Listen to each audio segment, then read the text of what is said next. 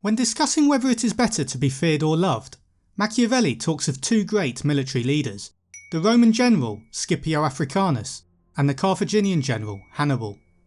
Scipio was seen as a great commander and was held in high esteem by his men, but even though they respected him, they did not fear him. Machiavelli said that one of the implications of having such a reputation was that Scipio is limited in the range of actions available to him. Some military and political strategies and tactics he could not use, as it would damage his reputation, which was seen as spotless among his soldiers and the wider population. While he was in Spain, the troops under Scipio's command rebelled. This mutiny occurred because of the discipline being too slack rather than too tough. Scipio was not willing to punish them for their behaviour. At the time, when Rome was a republic, kindness, generosity and showing mercy were seen as virtues rather than faults. Scipio was forced to be merciful in this situation to keep himself popular as a leader. This led to his army not fearing him as much, and as a result they were more prone to mutiny. By enforcing some forceful discipline and instilling some fear into his men, he could have brought them under control, but he didn't, and Machiavelli criticises him for it. No prince should mind being called cruel for keeping his subjects peaceful and loyal. Hannibal was described as a cruel leader by Machiavelli, who believed this character trait was an asset in his position. The general's army was far more diverse than Scipio's, and they travelled a further distance to foreign lands.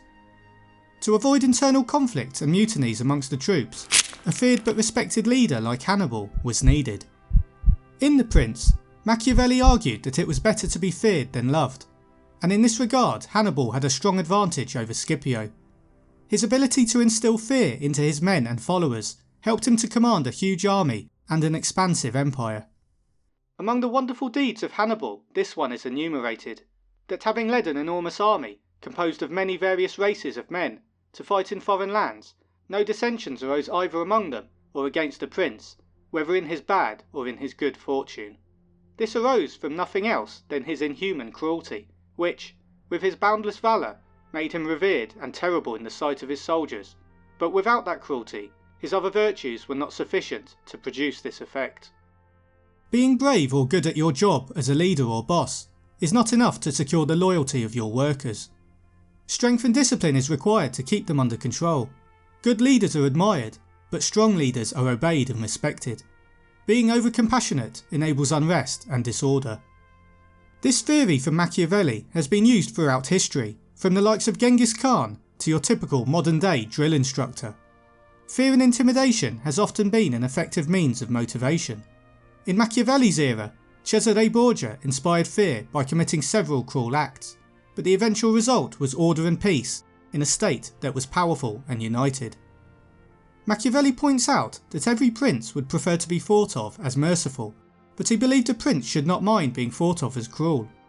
Borgia's wicked behaviour was, in fact, actually merciful, as through his acts of cruelty he spared his people the even worse fate of political chaos. A prince such as Hannibal, who enacts cruel punishment, is not cruel if his behaviour helps to create stability. A prince such as Scipio, who shows mercy, is not really merciful if it allows turmoil and disorder to flourish, which hurts everyone. A limited number of severe punishments will affect a small amount of individuals, whereas being excessively merciful can cause disorder which damages an entire community. On this a question arises, whether it be better to be loved than feared, or feared than loved. It may be answered that one should wish to be both, but because it is difficult to unite them in one person, it is much safer to be feared than loved, if you cannot be both. Because this is to be asserted in general of men, that they are ungrateful, fickle, false, cowardly, covetous, and as long as you succeed they are yours entirely. They will shed blood for you, risk their property, life and children, when the danger is removed, but when it approaches they turn against you. And that prince who, relying entirely on their promises, takes no other precautions is ruined. Because friendships that are bought rather than achieved by greatness or nobility of mind may indeed be earned, but they are not long lasting, and in time of crisis cannot be relied upon, and men have less scruple in offending one who is beloved than one who is feared. For love is preserved by a bond which, due to the failings of men, is broken at every opportunity to their advantage, but fear is strengthened by the dread of punishment, which is always effective. That was arguably the most famous statement Machiavelli made. It is also often one of the most misunderstood. Firstly, in an ideal world, Machiavelli said it is better to be feared and loved, but his realism points out that the two do not coincide very often. Many take his argument that it is better to be feared than loved at face value and out of context, giving the impression that it is simply encouraging tyrannical and dictatorial behaviour. This has led to centuries of abuse by bullies throughout history. However, when taken in the context of what Machiavelli advocates as a prince's ultimate goal, to maintain the state, we can see that this goal requires the people to be compliant, which fear helps to achieve. Machiavelli does not support using cruelty for its own sake, only to benefit the prince in preserving the state. By using his power to protect his citizens, and by not interfering too much in their lives, a prince can be feared but not hated. It is important for a prince to avoid being hated at all costs, as Machiavelli believed it is deadly for a leader, because hatred could result in them being overthrown by their subjects. Alternatively, if the people fear their prince, the fear acts as a more powerful commitment of support. This is due to the people's fear of what a lack of support could lead to. To achieve fear but not hatred, a prince must only be cruel when absolutely necessary, and should not injure his people, nor should he confiscate their property.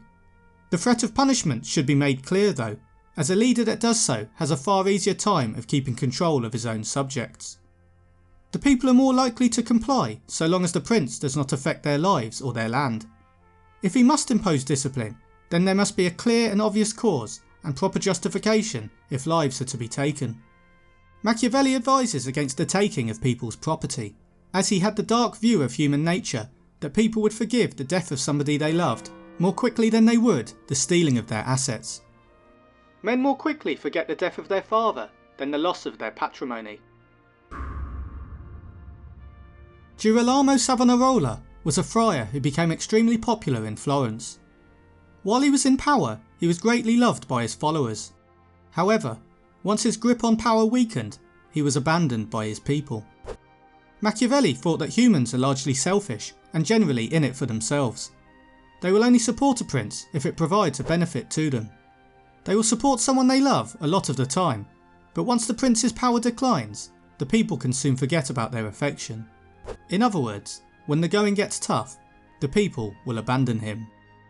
If Moses, Cyrus, Theseus and Romulus had been unarmed, they could not have enforced their constitutions for long, as happened in our time to Fra Girolamo Savonarola, who was ruined with his new order of things immediately the multitude believed in him no longer, and he had no means of keeping steadfast those who believed or of making the unbelievers to believe. The fear of punishment for people is a constant. The feeling of affection is unreliable. Therefore, when ordering rulers by their strength, the weakest depends only on love. A stronger commander inspires fear in his people. The strongest prince instills both fear and love, or at least is not hated. So it is important as a prince to behave in a strong and decisive manner, which may even involve being cruel, but not to a point so that the people hate you for it.